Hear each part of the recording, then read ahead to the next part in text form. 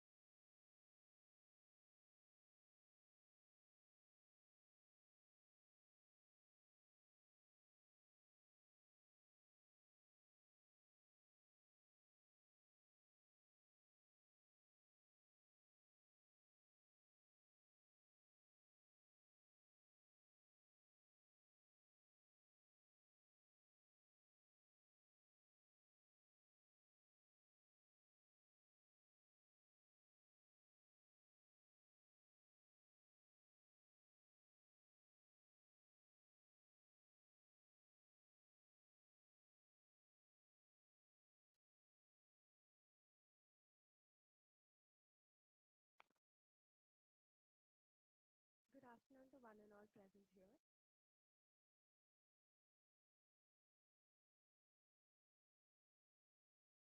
Good afternoon to one and all present here.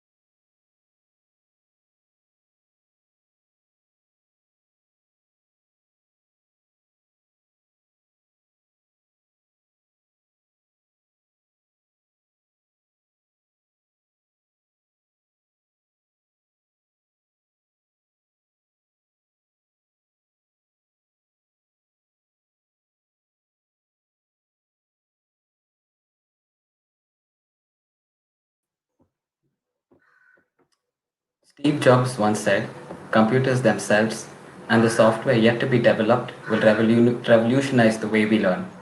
The similarity between humans and computers are more numerous than the differences at BA squad. What we can learn from computers is this: if it doesn't work out, call it version 1.0 and keep trying again.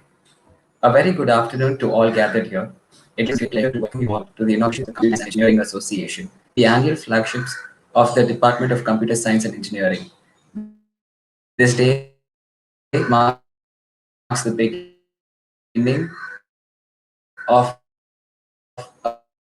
a long and exciting series of events and workshops that we will conduct. To begin with,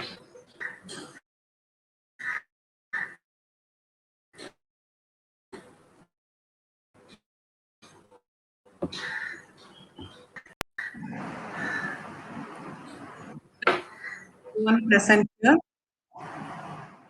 I hope I'm audible and you're able to hear me nice and clear. I extend a very warm welcome to our chief guest, Dr. P. Anandan, who is actually the CEO of the Vadvani Institute for AI, our director, Professor Menishadi Thomas, faculty advisor for CSEA, Dr. Jainamla, my fellow colleagues, faculty members, students of the CSE department, including the research scholars and PG students. A very good afternoon to one and all present here. The field of computer science and engineering has witnessed massive growth in the past decade, and owing to the innovative and brilliant minds of today's young computer professionals, this tradition continues. As a part of this fast-growing field, it falls upon each one of us present here to uphold this tradition and take our department to greater heights. At this junction, I welcome you all for this inauguration of the association activities for the year 2020-21. No doubt, the pandemic forced us to rely on technology to a greater extent, and we have sailed through this pandemic successfully. To highlight a few happenings that happened in the last year despite the pandemic are the following. I will just brief them. 5 new faculty members with a lower age group have joined our department at the level of assistant professor grade 2 in the months May and June 2020. I thank our director for strengthening the department with regular faculty members that help us achieve greater heights in terms of obtaining funded projects, consultancy services, research publications, and towards MBA accreditation. With a new curriculum for BTech and MTech from 2019 onwards being put in place, and as the syllabus includes latest topics covering AI, deep learning, recommendation systems, machine learning, etc. With that in mind, we have strengthened the labs and have created a high-performance computing lab with 3 GPU machines to support implementation of deep learning algorithms. Few more GPU machines are being sanctioned for this current academic year, 2020-21, and this will definitely strengthen the lab further. This will facilitate the implementation of algorithms by our UG, PG, and PhD students, which will in turn result in greater publications at high impact factor journals. I hope the pandemic comes to an end so soon and the students return back to campus as soon as possible to explore these facilities and contribute to the research outcome of the department. On the project front, Dr. Mala, professor, has received a project from NPOL Cochin. She also received a SERP project as mentor under the SERP TARE scheme. Professor Ramasubramaniam has obtained a project from ISRO STIC scheme. Other ongoing projects in the department include NPOL project being implemented by Dr. Sridevi, cryptography project by Dr. Kunwar, Spark project by yours truly, and consultancy services by Dr. Brenda, Dr. Sridevi, and yours truly. I hope we get relief from the pandemic and able to meet the students in person. I am longing for live interaction with the students and live classrooms. With that in mind, better late than never, we have started the inauguration of the association and hope we will be scheduling the Vortex, the flagship event of the CSE department of NIT Trichy next month with full vigor, even in the online platform. With that few words, I welcome you all again for this inauguration of the CSE Association, and I wish the event a very good luck and all the best. Thank you.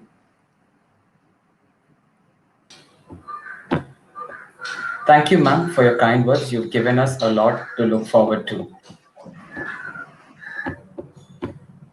We request the Faculty Advisor of Computer Science and Engineering Association 21, Dr. Jaya Nirmala, to present her thoughts on this momentous occasion. Over to you, Jaya Nirmala. Thank you, Daniel. Very good afternoon to one and all present here. I would like to extend a warm welcome to our chief guest, Dr. P. Anandan, CEO of the Vatmani School of Artificial Intelligence, our director, Dr. Binisha G. Thomas, the head of the CSE department, Dr. Rajeshwari Sridhar, as well as my colleagues and students of the CSE department. As a faculty advisor for Vortex 21, I stand before you to take you through the highlights of Vortex and to mention a few of our notable achievements in the past editions. Vortex is the annual technical symposium of the Department of Computer Science and Engineering, NIT Trichy. It is a platform to showcase the talents of experts in numerous facets of computer science. Vortex was established to nurture critical thinking skills and knowledge in students by interactions with experienced professionals in the academia as well as the industry. By providing a hands on approach through workshops and by polishing their competitive edge through on site as well as online events, Vortex has always attracted a large number of students from all over South India. As part of Vortex, various on site events like Vortex Main Quiz and Hunt the Code, and online events like CodeSurf and Clueless have been conducted over the years. However, this year we have had to have online events such as Unravel the Code and Linked. Every year, we have had guest lectures by luminaries from the academia as well as the industry. Dr. Sudarshan Iyengar of IIT Roper, Dr. C. Pandurangan of IIT Madras, and Dr. Ponnurangam Kumaraguru of IIIT Delhi are some of the academicians who have come here to deliver guest lectures. From the industry, we have had Dr. Sundar Vedantam, Director of Software Development at Intel, Mr. Narasimha Karumanchi, the author of the famous book, The Data Structures Made Easy, and Ms. Karishma Singla, Senior Cognitive Consultant, IBM Watson, Mr. Prabhu Kumar, the prestigious Distinguished Alumni Awardee of our college and co-founder of Logic Information Systems, to name a few. For our inauguration last year, we had Mrs. Maggie Inbamutaya, the Managing Director of anitabi.org India, that works to advance the careers of women in technology and to promote equal opportunity across gender, social status, and underprivileged backgrounds. Moreover, workshops on web development and chatbots have been conducted this year, with another workshop on big data and Hadoop set to happen later this month. Sticking to its vision, Vortex has been and strives to continue to be a dais for ardent computer science enthusiasts from across the nation to exhibit their zeal for technology. I would like to end my speech by thanking the chief guest, the director, and the head of the department for gracing us with their presence on this auspicious occasion. Thank you, one and all. Thank you, ma'am, for all your help and support. You have been one of the strongest pillars of support for us. We now request Dr. Minishaji Thomas, Director, NIT Trichy, to deliver the presidential address. Good afternoon, Dr. P. Anandan, Head of the Department, Dr. Rajeshwari, Faculty Advisor, Dr. Jaya Nirmala, other faculty members of the department, and my dear students. especially Daniel and Sneha Rao, who are coordinating the event. First of all, my congratulations to the faculty and staff and students of the department for doing well during the pandemic times. As you all know, CSE is one of the most sought after departments as far as NIT Trichy is concerned, as far as BTech students entry is concerned, as well as graduate and PhD scholars are concerned. So my special congratulations to the department, especially you got 5 new faculty this year. So that is incredible, because last time we could not recruit anybody in 2018 recruitment. So I'm glad the new faculty are contributing and making the department more lively. Also, you have something to cheer about, because after I joined, I think this is the first time we have a student president from computer science. Otherwise, we always had student presidents from mechanical or production or chemical or MME. So congratulations, you have the student president this year from computer science and engineering. The pandemic, a special thanks to Dr. P. Anandan for agreeing to be present today and enlighten our students regarding the latest developments in artificial intelligence. Since this is a chance to interact with students, I thought it's an opportunity to update you what we have been doing during the last almost 1 year, because we kind of closed the institute and the hostels in the month of March, end of March.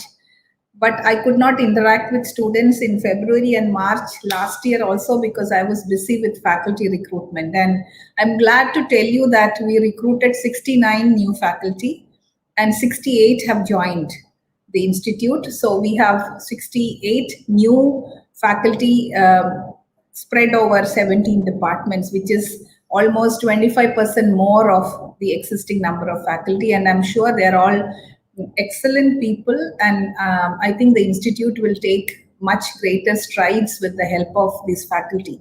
Also, when you are away from campus, we really miss you, your presence in the campus, and we are really looking forward to the return of the students, but we are working under a lot of constraints. Otherwise, we would have brought you back long back. I know there are requests. We are slowly bringing back students. PhD scholars, almost those who are those who wish to come, they are almost back in campus now, and experiments they're doing, going to their labs and doing experiments. Second year MTech students are coming back to campus next, I think early March. And then we are trying to bring in some of the final year undergraduate students as well, because they can spend the last final few months here in the campus.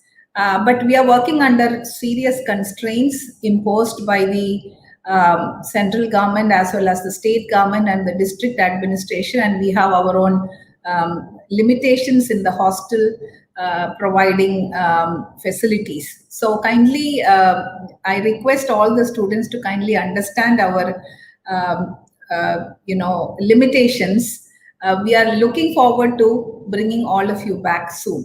But I must compliment the faculty and students for doing extremely well with our online teaching and examinations, and I must congratulate the computer support group as well as the all involved for making this go on. The academic schedule is right on track, and we must be thankful for that. And our recruitment process is also on, and it's going on well.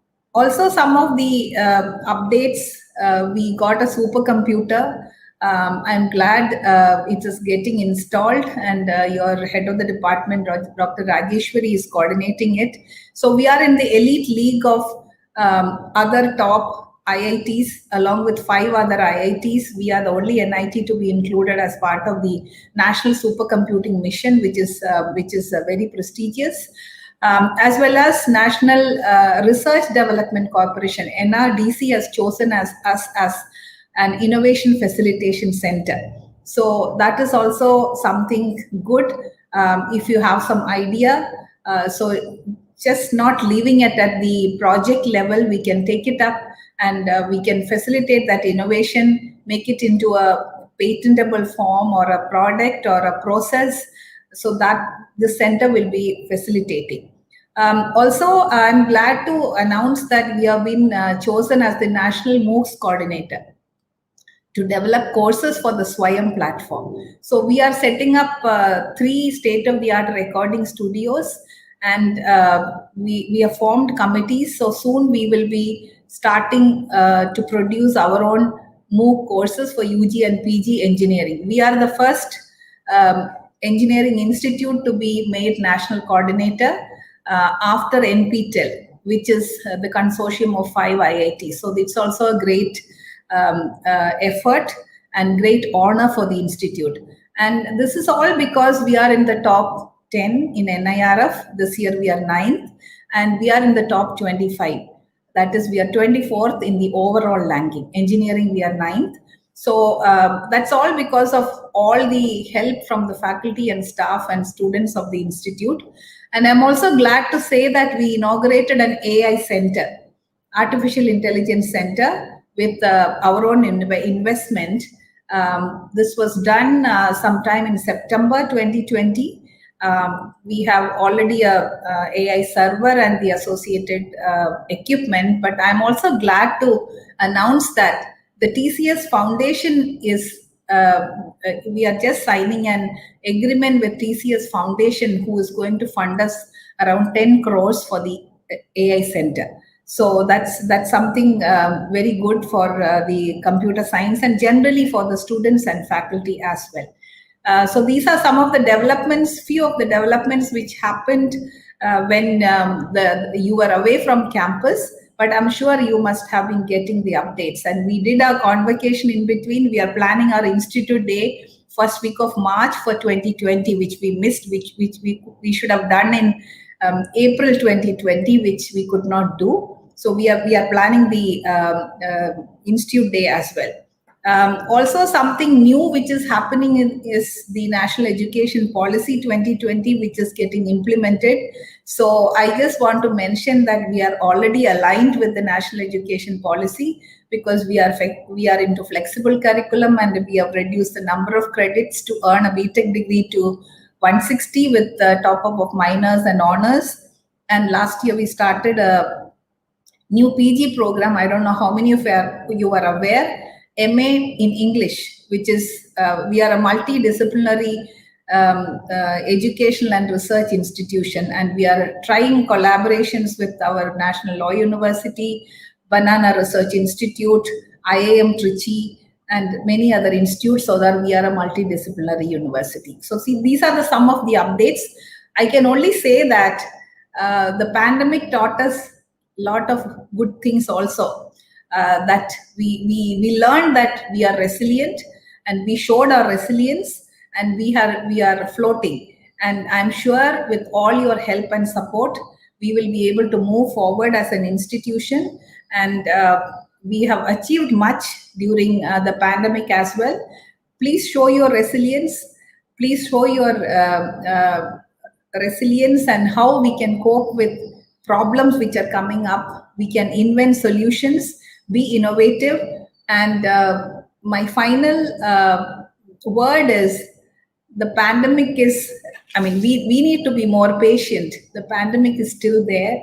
Bombay is back with curfews and all that. So be careful and be safe, all of you. And my congratulations to the team. All the best wishes for all the programs you're going to conduct under the banner of Computer Science and Engineering Association. My best wishes to the team and congratulations. Thank you so much. Thank you, ma'am. We look up to you immensely and hope to make you proud and achieve great heights in the future. Our chief guest, Mr. Padmanabhan Anandan, is the CEO of Vadvani Institute of Artificial Intelligence, an independent non-profit research institute focused on developing artificial intelligence-based applications for social good.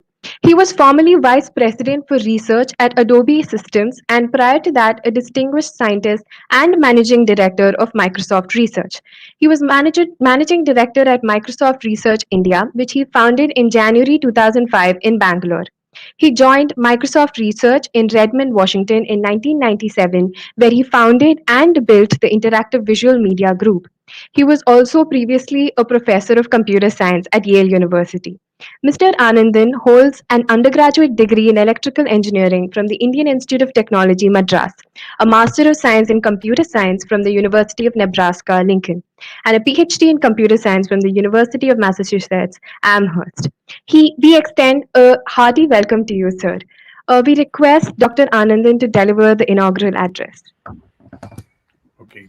Thank you, Sneha. I say, I mean, I was a little confused. I can't deliver the lecture now, but I thought I was joining for some kind of a pre-event or something. I guess not, right? I can go ahead and start my lecture. Yes. Yeah. Hello. Yes, sir. Yes, sir. You can start. Yeah. Okay. I'm going to share my presentation. Okay.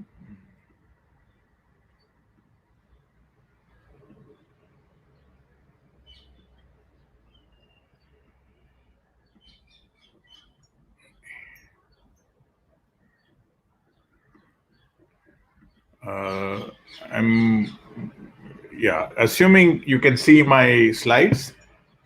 Sneha, can someone tell me if you can?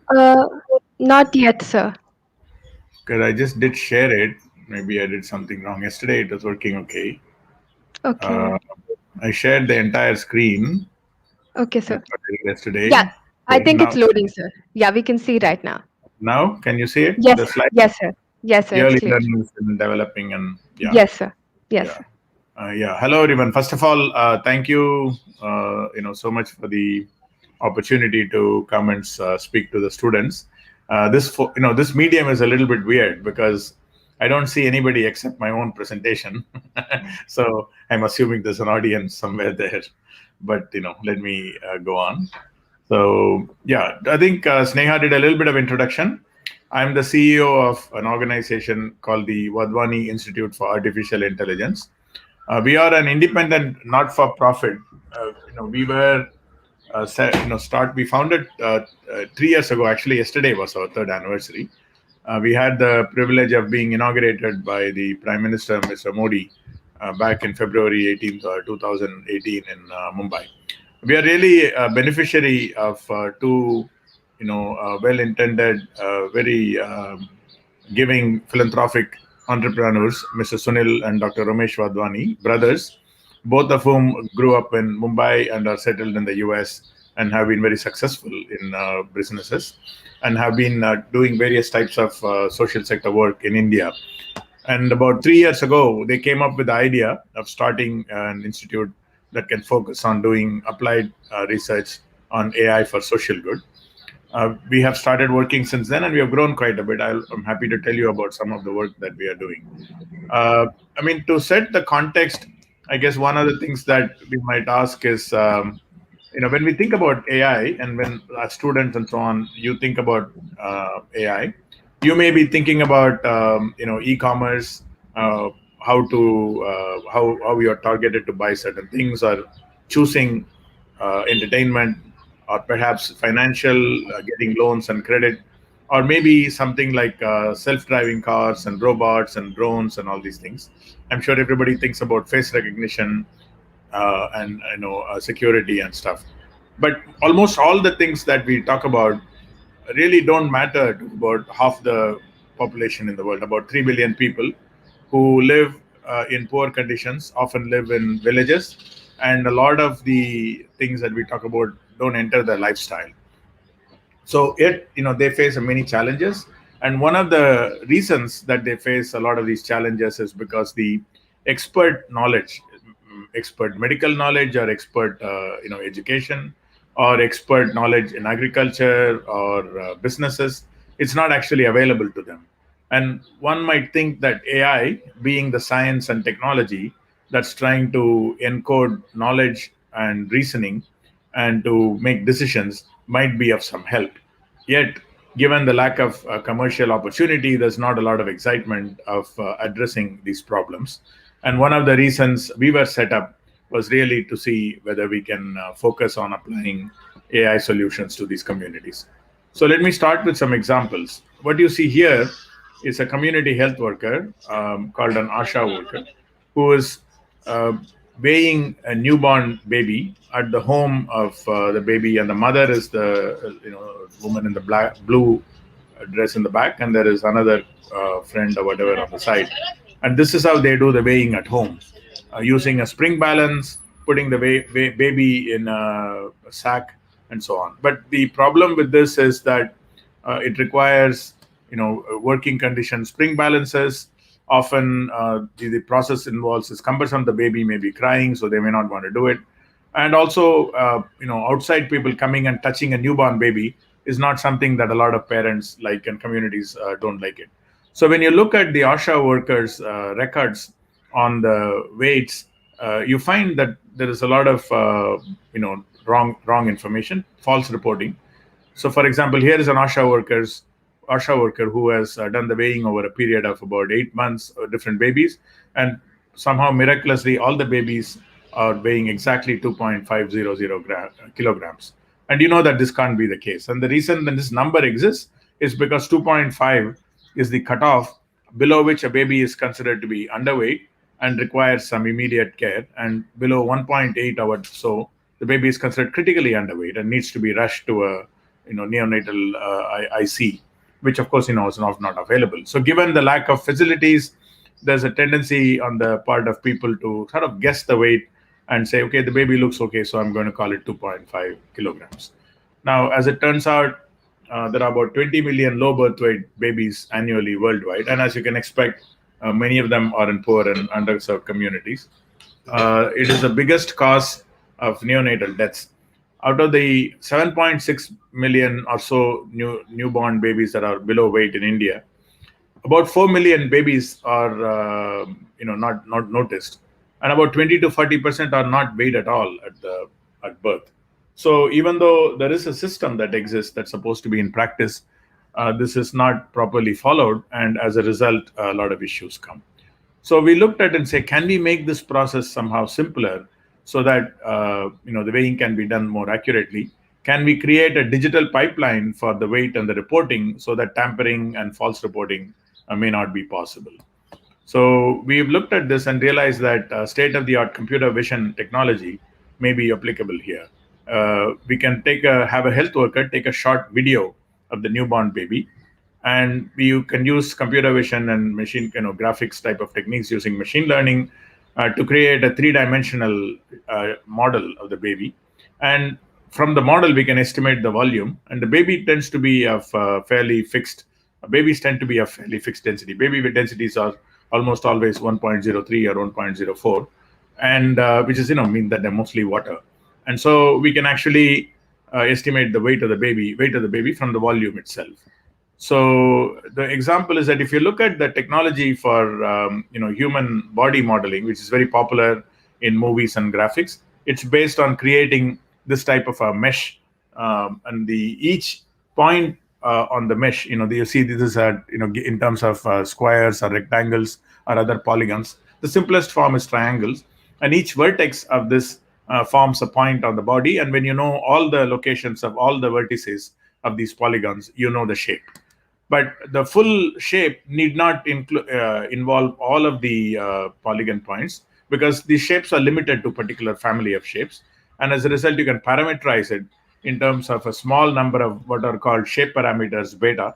There are about 20 of them. And post parameters, which show the angle of the baby, of the person standing, sitting, moving the arm. There are about 80 such parameters. And recently, machine learning has developed to the point when you have a video which shows the person's view from multiple viewpoints, front, side, back, and so on, you can actually recover these parameters beta and theta, and that thereby learn or recover the shape from this learned model. And we saw that this work may be applicable. So based on that, we recreated this technology to weigh babies. And here, what you're seeing is that a video of the baby superimposed on the baby is a rendering of the shape that you see in slightly light blue color. And for most part, you see that the baby shape is aligned quite well with the image below. And in fact, the shape estimation is quite accurate. We found that in an hospital setting, you see this white background with a checkerboard to help us calibrate the size and all that. We are able to get 100% recovery of very low birth weight and about 92% recovery of low birth weight. And normal birth weight, we are a little bit more charitable because we are more interested in being conservative and classifying babies as low birth weight rather than missing any of them. And this is actually above the performance levels even of a well-working spring balance systems, because as you can imagine, mechanical spring balances have errors too. Recently, we have noticed that we can get weight estimation in hospital settings to below 100, error of below 100 grams, which is quite useful in the field. At the moment, we are trying to take this technology to work in home settings. The home conditions are more complicated because the background may not be plain white, lighting may not be very good. So we might have kind of a dark background or dark baby, or overall lack of lighting. And we are trying to train our techniques now, and the process of collecting data from home conditions in order to allow us to do the same kind of weighing. So we made a lot of progress. We are at the point where we are working with multiple states, and Gujarat, Andhra, Telangana, Andhra Pradesh, Maharashtra, UP, Rajasthan, and so on, where we are hoping to collect enough data from home settings to be able to deliver a solution to them that they can pilot later this year. The way these things normally are done is that you do a small pilot over some regions, and if the effort is useful and successful, then it will be taken to a larger population. The method of implementing is that in order to do this, we can't create a new system. So we have to leverage a system that's in place, which is really the public health system in India for primary health. And the way that system works is that there are, a tier of hierarchy of, caregiving centers, community health centers, which are really sophisticated, but there are, not a lot of them. And overall in the country, there are about 5,500, whereas there are about 25,000 primary health centers, which cater to about 35,000 population each. And of course, requires to have an MBBS degree holding doctor. Although I should say that in many parts of India, especially northern India, these positions are not filled. But more importantly, there are these 155,000 sub-centers, each serving about 5,500 people. These are managed by auxiliary nurse midwives, and these are usually functioning, although they function to varying degrees of success and so on.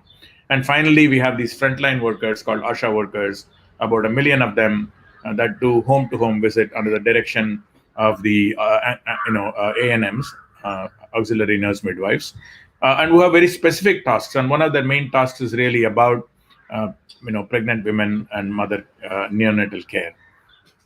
Now, we also found that there is another program related to child nutrition, which has got a very good reach, and it also has a little bit of an IT system. The focus is really the first 1,000 days of the baby. It is not intended to be starting at day one. It usually comes in a bit later, like about a week to month later, and is more concerned about nutrition. But it also offers, a good platform for us to deploy our technology. So we have started working with the Poshan Abhigyan infrastructure and system. These workers are called Anganwadi workers, and they use a different platform and a different system, but we should be able to integrate our technology into either. So basically, we are looking at taking the technology through two different impact pathways. One is the home-based newborn care, which is the ASHA workers and the what do you call, the Poshan Abhigyan, the nutrition care, and try to get it to pilot. Our hope is by the end of this year, we will have initial pilots to validate our approach, and then convince various states to take it in, to move on to larger levels of implementation. Now, that's in healthcare. and in neonatal health. As I said, our interest spans multiple domain areas. Now, I want to talk about an effort we are doing related to agriculture in the area of cotton farming. There are about 100 million families in India, roughly about 700 million people in India who are still very much dependent on farming. Most of them are smallholder farms, which means 1 hectare or less. And a large portion of them tend to be working in the area of cotton, even though they may do other crops. Cotton is attractive because it's a cash crop and they can hopefully sell the cotton and make some decent living. And aspirationally, cotton is very good. However, in practice, cotton has a lot of challenges. One of the biggest challenges of cotton is that it's very prone to pest infestation. There are about 150 types of pests that can affect cotton. However, there are only about 8 or so that are highly dangerous. So if we can try to fight against those 8, that goes a long way. Large amount of pesticide is already getting used. About 55% of the pesticide that's used in farming in India is actually used for cotton farming. Even then, it's not always used in a timely manner, because by the time the farmers find out that there is pest infestation, it may be a bit late. So they may actually tend to overuse pesticide a little bit too late. So what would be more useful is to have a more timely sort of use of pesticides. But to do that, you have to know that pest infestation is going to happen even before it gets big. How do they do that? So today, if you look at it, one of the things that we are doing in this cascade of care is actually trying to anticipate pest infestation by catching them at the stage before they become worms and other pests that will affect the crop. So there are broadly two kinds of pests that are of interest to us. One that are called bollworms, and these come in, land on the cotton as a moths, and then lay their eggs, and then they grow into worms, and they grow inside the bowl and starting eating them from inside. And that's really the most severe attack, and it's actually the cause of the largest amount of loss. There's also jacids and whiteflies and other sucking insects, which simply sit on the leaf or the bowl or whatever and start sucking the nutrition out of it. They are a big problem, but they are comparatively a little less drastic than the bollworms. And just some examples of the different kind of moths and bollworms and so on. So if you want to really catch these pests, you want to catch them before they are before they lay eggs and become a nuisance. You want to catch them in their moths, and you apply pesticide. But you're not going to see their impact on the plant when they are in that stage, because they have not started causing any damage. So although there are curative solutions, that by that time you start noticing the damage on the plant, it's a little bit late. So can we do something early? What we realize is that there exists a program. What they're doing is that they set these pest traps, yellow sticky straps to catch the moths and the whiteflies, and what are called pheromone traps, which is like a bag in which they put some pheromone and attract the moths and catch the bollworms, even before they lay the eggs. And then they empty the bag and count the number of moths that they found. Now, clearly, of course, there are going to be other types of moths that show up there that are not really harmful to cotton. So if you can count exactly how many moths are there on a daily basis for a couple of days, if that number exceeds a certain threshold, then it's considered dangerous, and pesticide is recommended used. However, the counting process is not easy. It requires some expert knowledge about which are moths. Agriculture extension workers tend to do that. They go to the villages and they work with lead farmers who have some what are called demo plots in which these traps are set. But the process, as you can say, again, relies a lot on human attention, and poor knowledge and so on can lead to poor counting. And as a result, the number that's counted is quite erroneous and noisy. So they aggregate the data from a large number of villages, like 100 villages, called a block, and then issue an advisory based on expert guidance. So as you can imagine, this process takes time and can be too late. And also, the advice is not specific to a single village; it's to 100 villages, which is a large area. So we came up with an approach where we can take a photograph of these traps or when you empty out the bollworms, as you can see here being done on a paper, we can take a picture of that paper and using computer vision technology, count the number of moths that are there, and use that to produce some alerts in an immediate fashion, rather than waiting for multiple days and aggregation across different villages and such. So we started working on this problem about 2.5 years ago, and in fact made a lot of progress. We ended up, one of the things that you find when you work in social sector is that data is not available. If I go back to what we did on this baby weighing machine, all the data that was needed for our AI was something that we had to go collect. We had to collect over 5,000 newborn baby videos, working with hospitals and so on. Likewise here, we ended up having to give cell phones and instrument system where they could take pictures and upload it somewhere, and we had expert annotators, entomologists, that annotated the bugs. So we have about 30,000 images with over 200,000 pests that are annotated, that finally are being used in this AI algorithm, which actually takes a picture and finds out where the trap is, and then detects the pests and classifies them and counts them. And we've had a fair amount of success this fall in the Kharif season. Kharif season basically refers to the post monsoon season, which is between say July and January, where cotton is primarily grown, because this is monsoon, and so it's rain fed, and a lot of North Indian farms, such as in Maharashtra, they don't have very good irrigation, so they rely on rainfall. Uh, this is a little bit dated. We actually did another Kharif tests in 2020 also, where we had about 800 farmers, lead farmers, and about 18,000 colleagues of the farmers, called cascade farmers, use our technology and do some initial finding. So the initial experiments look very promising. We actually did a little bit of a smaller field trials in summer. There are a few places that grow cotton in summer, in Karnataka, even in Tamil Nadu for that matter, in near the Nannilam area, not very far from Tanjore, and where we actually worked with some farmers and tried to see how well they use it. And the initial findings look very positive. We are able to both help control the loss due to pest infestation, but also when these are controlled, the quality of the cotton increases, and as a result, the price also increases. So they look promising. Right at the moment, we are in the process of doing this, finish this pilot.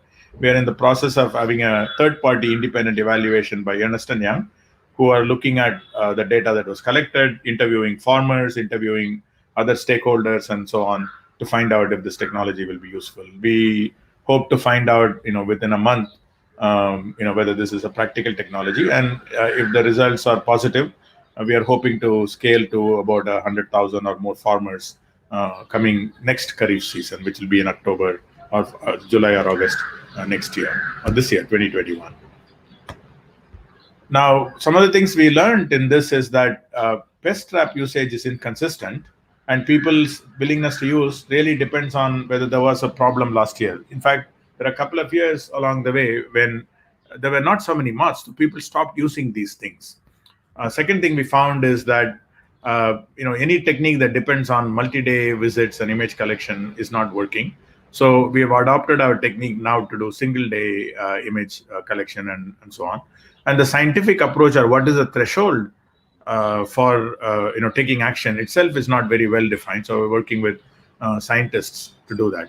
And last and the most important thing is that as a small organization, we can't really solve this problem ourselves. So we rely a lot on other partners, NGOs, and trade organizations that can help us data collect and deploy the technology and do the field experiments and such.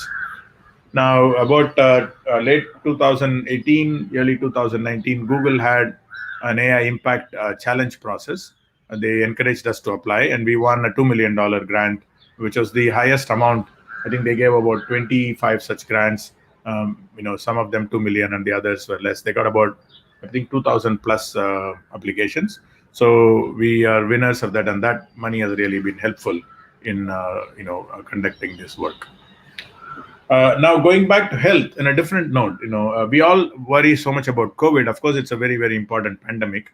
But what is not known is that one of the biggest killers in diseases is actually TB, and India is really one of the biggest bears the biggest burden of TB. There were about 10 million TB cases a couple of years ago worldwide, and 1.5 million deaths. And many of these TB cases go unreported. In India alone, there are about 750 to 800,000 TB deaths annually. Bombay, where our institute is actually the epicenter of TB in India. So annually, TB kills more people than HIV and malaria. The problem is that catching the TB is not that easy. More importantly, patients don't take the medication properly because it's a lot of side effects and painful drug. And after, you're supposed to take it for 6 months or even a year. After about 3-4 weeks or a month or two, once you start feeling better, the patients stop taking the drug, and as a result, the bug, the bacteria, gets drug resistant and can become much more hard to kill. And in fact, drug resistant TB spread is one of the biggest challenges now. Now, in India, again, there is a cascade of TB care. This is closely managed by an organization in the central government health ministry called the Central TB Division. And everywhere, identifying the number of cases or proper diagnosis or treatment or adherence, everywhere there is a bit of a challenge. We talked to the CTD over the last 2 years, and they had a request to us, which is to help set up an AI unit for the Central TB Division and immediately attack the problem of adherence monitoring. Can we actually predict when a patient is not likely to continue the treatment and take preventive action? Because monitoring, over 1 million patients and whether they're taking drugs is not that easy. So we are working with the Central TB Division, and the way that they do adherence is really very tricky. They have the best way to do it is actually to have the person take the drug in front of a health visitor or a healthcare worker, and you know that is not really scalable. There are 4,000 TB health visitors handling about 1.3 million, and so this is not realistic. But this is the most reliable way. So the more you can anticipate a person is not likely to follow the regimen, the easier it is for the health visitors to prioritize their intervention. There are also adherence tools, digital adherence tools, quite well known, but again, they tend to be mostly reactive. After you stop taking the drug for a while, you might notice it. So it's a little bit late, but they do give us a mechanism for training our machine learning algorithm. So currently, we are combining, these adherence data, whatever there is, along with other ground truth information and contextual data to predict when each patient whether each patient is likely to continue their treatment or if they are likely to drop off. And so we are working very closely with this, and we are in the process of piloting some of these solutions with the Central TB Division. We are also involved in helping them set up an overall AI unit to look at how AI can be used in different aspects of the TB care, not just adherence. Last year, as you know, we were all, severely affected by COVID-19. One of the challenges for us, of course, is that a lot of our work is done in the field, but we kind of had to shut down, and a lot of our field data collection actually suffered. But on the other hand, there was a great need to help with COVID. So we actually came up with two things that we could do. One is, can we, increase the testing capacity? One of the challenges in COVID has been, and I think it's a little better now, but in the early days was that the number of test kits and the testing capability that a city or a state had was not adequate to meet the pandemic's size and the number of cases. So if there was a way in which we could focus testing on the people who are more likely to have COVID, that would certainly help use the tests better. And our team came up with the idea that perhaps when you have someone cough, the sound of cough maybe could be analyzed to see if there is any indication of COVID. So we collected over 3,000. Let's see now. Yeah, come back here. There's the data. Okay, the data. Yeah, so we collected, I think, over 4,000 or 5,000 cough samples from patients in various testing centers, and developed an algorithm that we are actually now testing it out recently. And the way this works is that we do recording of cough, but we also notice lately other recording of people just speaking in addition to, say, counting numbers and so on, together with other symptoms that they may have. When we combine all of this, we may be able to give an indication of cough. And what we are realizing is that we can't actually 100% certain say that it is cough, but our goal is to make sure that if someone has COVID, we don't want to miss them because we want them to go to the next level of test. But sometimes we may let someone who may not have COVID as a possible suspect of having COVID, and of course they will be screened out or eliminated at the next level of testing, and that's okay. So the tolerance here really should be for high recall, but perhaps the precision may not be as high. And we found that with that in mind, we can actually come up with a method which gives basically how do I say, with our approach, we can reduce the number of people that need to be tested from 1,000 to about 480, so that you get the same amount of test outcome, but you test fewer people. When I say the test, you mean the RT-PCR test, which is the more expensive and the confirmative tests. However, as much as we have done it, ironically, COVID is also reaching a point that it's about to be over. So we will probably do a little bit of piloting this. But to be honest, if luck prevails, we hope that this technology doesn't get used because we want COVID to go away. But this experience will be helpful for us in thinking about how we can use cough for other diseases such as TB and so on, and for which, of course, we have to train the models again. Another thing that we did is we realized that spread of COVID, predicting the spread of COVID is important, not just for reading the numbers on the paper, but for planning healthcare resources. When Mumbai Municipal Corporation is trying to decide how many hospital beds they need, how many doctors and nurses they need, if they could have a prediction about how COVID is going to spread, that would be very useful. So we realized this back last May and put together a consortium of a diverse set of partners to work together to solve this problem. And we did this. We actually supported Mumbai throughout the pandemic. We produced weekly reports on healthcare resources that would be needed based on our machine learning AI-based modeling technology, and supported them throughout the pandemic, actually, even until recently. And now Mumbai is more stable, so we are really supporting other states like Jharkhand and so on who are under-resourced in this area.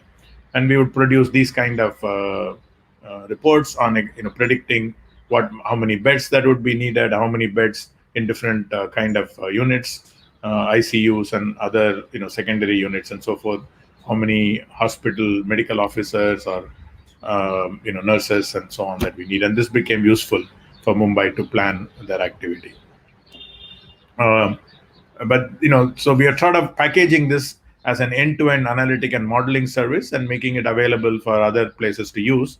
And again, once COVID goes away, this particular package may not be useful, but some of the foundational work that we did here can be used for other pandemics, other epidemics, and infectious disease spread, which can become a playbook for future use. And that will be an important thing that we are hoping to leave behind for the public health community at large.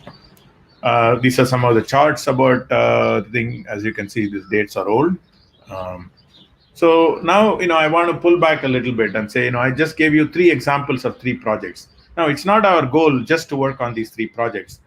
As we move forward, we will take on more initiatives, projects, and so on. But we learned some things about doing this. The first thing we learned is that solving, social sector problems using AI requires a strong collaboration with a diverse group of people, because the technologists like us know how to do AI, produce the technology, do the engineering, products, and so forth. But we have to work with domain experts, agriculture experts or medical domain experts, to really understand what the problem is and how to prioritize the problem. But they won't do it alone. We actually together work with officials in public health and administrators that are involved in healthcare or agriculture, growth in the states. Often these are at the state level. We have to work with a diverse group of these people to decide what problems to work on. And then we find that often there are other third parties involved in implementation. They are contracted organizations or NGOs, or even just staff that we have to work with. In order to really get anything done, we have to bring all these people together to work as a unit. And this collaborative approach really requires a systems level thinking. We won't really be able to solve a problem unless there is a systems in place, like the agriculture extension worker system, or the central TB division, or the home born neonatal care system. If there is no system, if we start working with AI, it usually won't go anywhere, because we do need to reach the people that are going to be the caregivers, and they are usually a part of a system and incentivized to work for it. And we can't just produce an AI or a product. We actually have to produce a solution that takes care of training the people, and to kind of make sure that they stay updated on the changes that we make, and address other issues like how to get access to the technology, what happens if something is not available. So we really have to take a more end-to-end approach. And if you're a company that's making a product, you would actually do this for your commercial product, except that you don't actually rely on a system. You will go to the marketplace and create your system. Think about Ola or Uber or any of these companies that are using AI.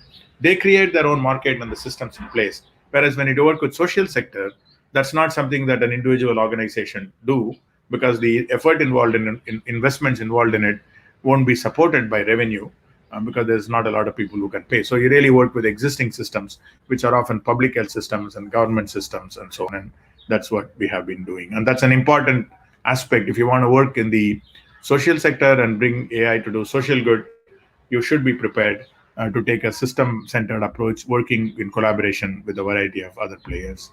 In fact, what we found is that R&D has a cycle, which is that you start with the problem, define the use case, collect the data set, and do some technology POC, turn it into a product, and do a lot of it, pilot and a lot of iterations until you get it right, and then you go to scale. But in social sector, what we find that the capacity or the capability for doing the things above this line really lies with technology organizations who don't understand how to work in the social sector domain.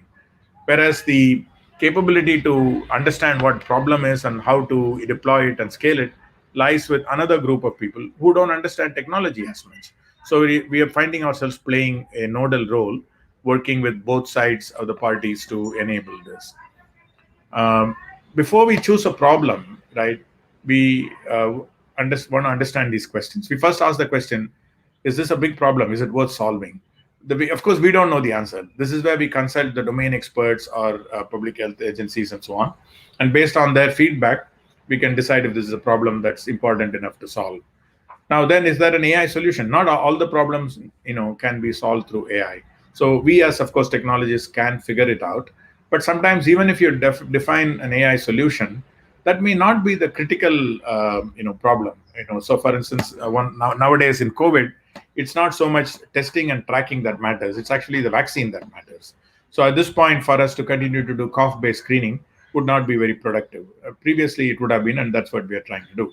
So knowing what problem to solve and whether it will make a difference is important. But also, sometimes the solution may not be accepted by stakeholders because it may be difficult for them to use, or they may add an additional management burden, or even threaten their livelihood or something like that. So we need to make sure that there is a way in which we can get it to them and they would use it.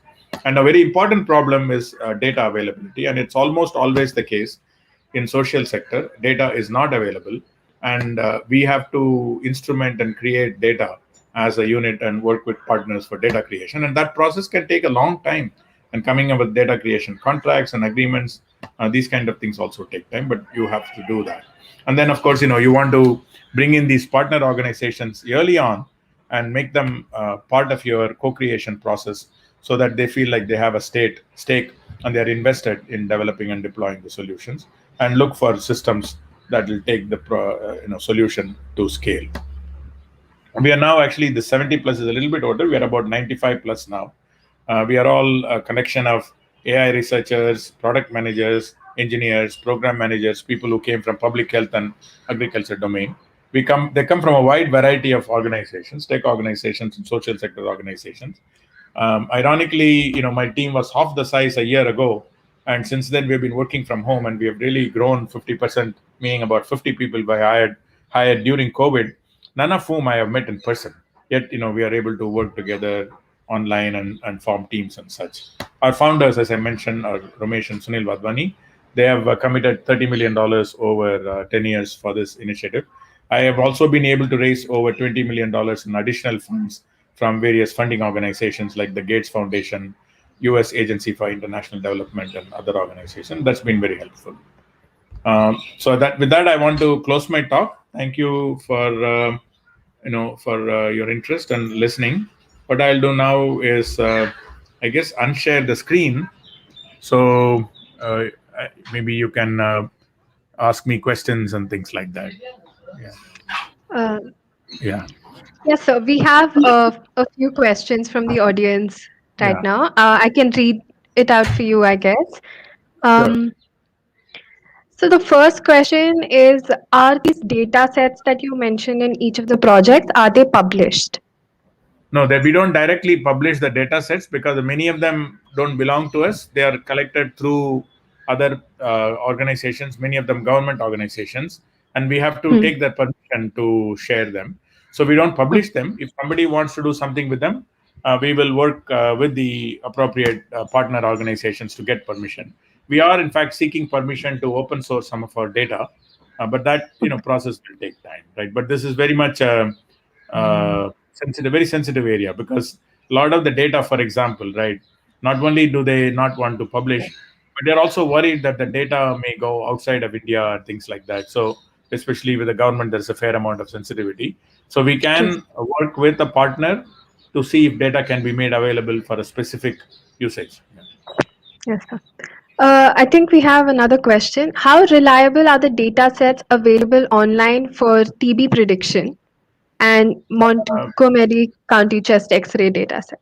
Yeah, I don't actually have a clear answer to that, but I would say this: X-ray, TB detection from X-rays using AI is more or less a solved problem.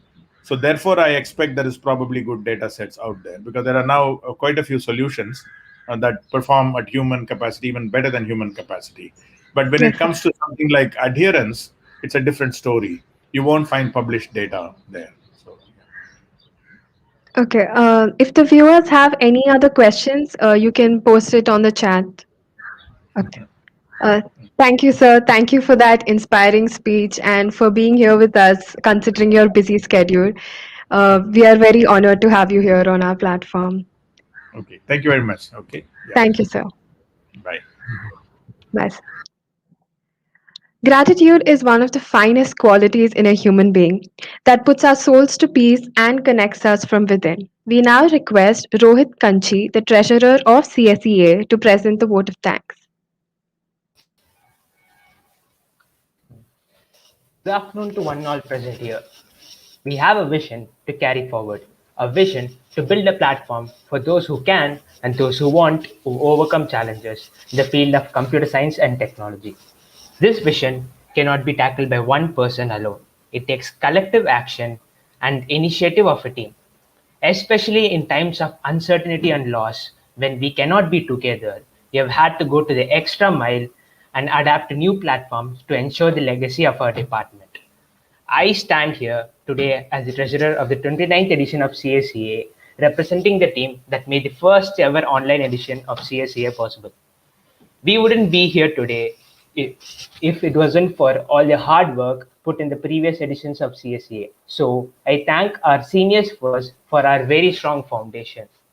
I would like to thank our chief guest, Mr. Padmanabhan Anandan, for gracing this ceremony and delivering his talk on AI and how it's useful for our social causes. I thank the head of the CSA department, Dr. Rajeshwari Sridhar, for her continuous support and encouragement towards our initiatives. I would also like to thank Dr. Leela Velusamy for being constant pillar of support. I thank to the faculty advisor, Dr. S. J. Nirmala, for providing us with invaluable guidance and motivation. I would also like to thank the CSE department faculty for the help and support we have received. If there is one man who doesn't shy away from an ambitious vision, it is our very own chairman. Without Daniel's constant efforts to not only maintain but rise above the bar set by our past batches, we would not be here where we are today. Another person without whom what we have achieved so far and what we aspire to achieve would be impossible is the Vice Chairman Adit. I'm grateful for your unwavering support. I would also extend my gratitude to our overall coordinator, Prajwal Hedge, for meticulously planning and executing our initiatives. I would like to thank Shreyas and the rest of the design team for creating all the visually appealing posters, videos, and cards. I would also like to thank Shruti and Himakshi and the content team for the amazing content and the emoji we have today. Setting question papers and creating challenging tasks is a challenge itself. I thank Dhruv, Shivang, and Ashutosh and the events team for the effort that have been put into the events. I would like to thank Pawan and Abdullah and the organizing committee for handling all the infrastructural needs. I would like to thank Ravi and Harish and the PR and hospitality team for the support. Spreading the word of CSA, especially in these unusual times, would not have been possible without the publicity team. I thank Rohit and Suraksha for their efforts. The workshops team have worked hard to make sure the high expectations of the students attending the workshops are met. I thank Nikhil, Surya, and Gopi for the amazing lineup of workshops we have this year. I would like to thank Praveen, Navina, and the CSG team for the beautiful website that we have. The CSG has been essential for the smooth beginning to the symposium. I would like to thank Aditya for the fantastic app we have this year. I would like to thank Lisa and the team for bringing down esteemed guests to deliver lectures for our keen audience. I would like to thank Mahesh for showing us a better way and helping us improve by assuring the quality of the entire experience. I would like to thank our technical secretary Harshit for guiding us throughout. I'd also like to thank the joint treasurer Sri Krishna. Managing the treasurer had never been easier. I thank the General Secretary Priyanka and Joint Secretary Indresh for providing constant assistance and suggestions for the improvement of the symposium. I would like to thank Nitin and Shobit and the marketing team for the tireless efforts for our symposium's branding. Finally, I would like to extend my thanks to all the students of the CACA department who have been helpful, who have helped to make today successful. Thank you.